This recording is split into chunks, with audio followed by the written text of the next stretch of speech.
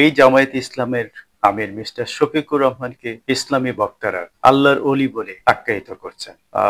Bank লুটেরাদের পাশে বসে আল্লাহর অলি মিটিং করছেন, অবৈধ টাকায় কেনা মার্সিডিজ বেঞ্জে ঘুরে বেড়াচ্ছেন, তার বাসায় গিয়ে মাংস পোলাও খাচ্ছেন। এই ধরনের মুখোশধারী ভণ্ড মুনাফিকদের সর্বতোভাবে প্রত্যাখ্যান করা। প্রকৃতপক্ষে তারা মওদুদিবাদীর ইসলাম কায়েম করতে চায়। সত্যিকার অর্থে তারা আমাদের মহানবী সাল্লাল্লাহু আলাইহি সাল্লাম তথা মদিনার ইসলাম কায়েম করতে চায় না।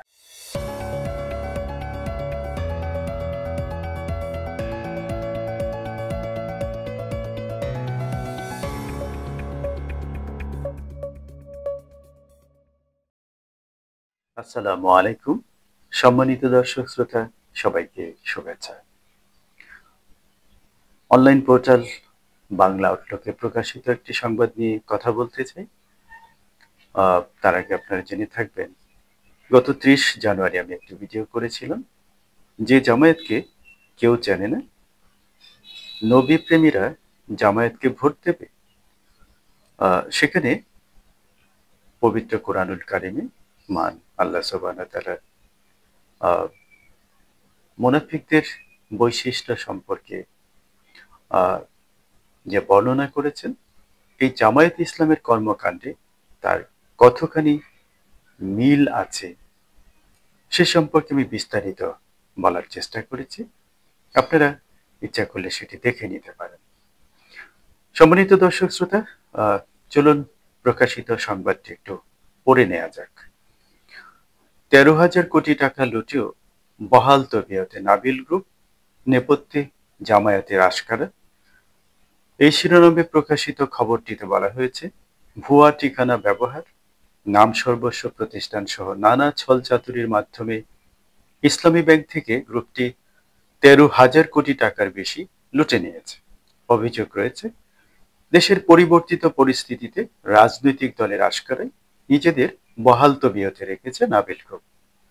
তার প্রমাণও পাওয়া যায় নাবিল গ্রুপের চেয়ারম্যান কৃষিবিদ মোহাম্মদ আমিনুল ইসলাম স্বপনের রাজনৈতিক মঞ্চে উপস্থিতির মাধ্যমে।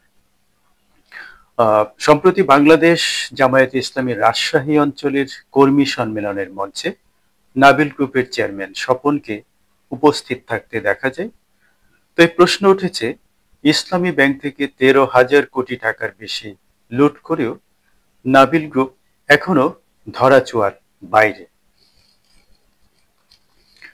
কি বুঝলেন? এই জামায়াত ইসলামের আমির মিস্টার শফিকুর রহমানকে ইসলামী বক্তারা আল্লাহর অলি বলে আখ্যায়িত করছেন। তো এখন প্রশ্ন হচ্ছে,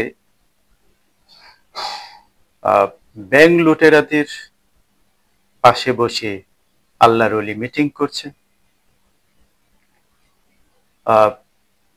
তার অবৈধ টাকায় কেনা মার্সিডিজ বেঞ্জে ঘুরে বেড়াচ্ছেন, তার বাসায় গিয়ে মাংস পোলাও খাচ্ছেন।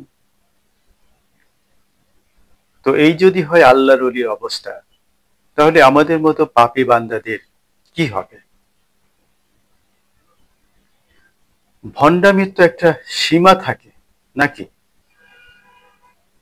এই যান্ত্রিক যুগেও এমন ভণ্ডামি কেউ করতে পারে? সম্মানিত দর্শক শ্রোতা,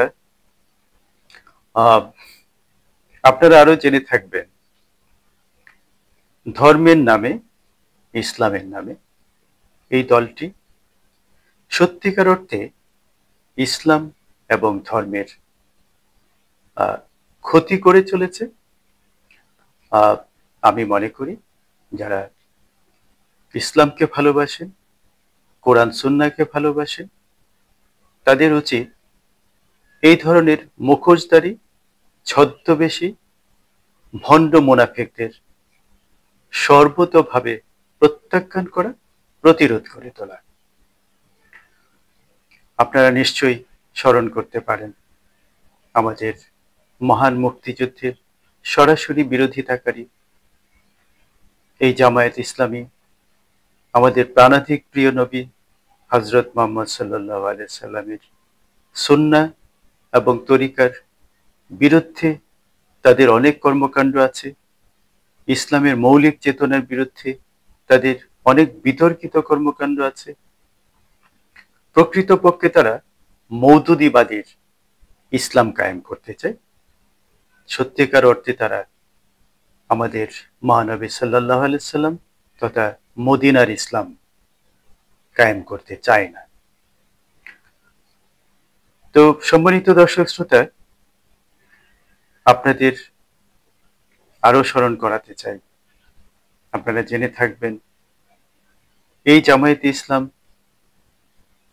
এই দেশের মানুষের বিপক্ষে, শান্তির বিপক্ষে, কল্যাণের বিপক্ষে বারবার অবস্থান নিয়েছে, যা মানুষের আকাঙ্ক্ষার বিরুদ্ধে অবস্থান নিয়েছে। যেমন এখন তারা একটি নির্বাচন চাইছে না, তারা আগে সংস্কার চাইছে, স্থানীয় নির্বাচন চাইছে, যেটা এদেশের সংখ্যাগরিষ্ঠ প্রায় 90% মানুষের বিরুদ্ধে তাদের এই অবস্থান। কিছুদিন আগে তারা অগ্নি উৎসব করেছে, দেশব্যাপী ভাঙচুরের উৎসব করেছে। আমি মনে করি সময় এসেছে এই মুখোশধারী, এই ভণ্ড ধর্ম ব্যবসায়ীদের সম্পূর্ণরূপে প্রত্যাখ্যান করার। সম্মানিত দর্শক শ্রোতা, প্রশ্ন তুলুন, প্রশ্ন করুন সকল অন্যায়ের বিরুদ্ধে। আল্লাহ হাফেজ।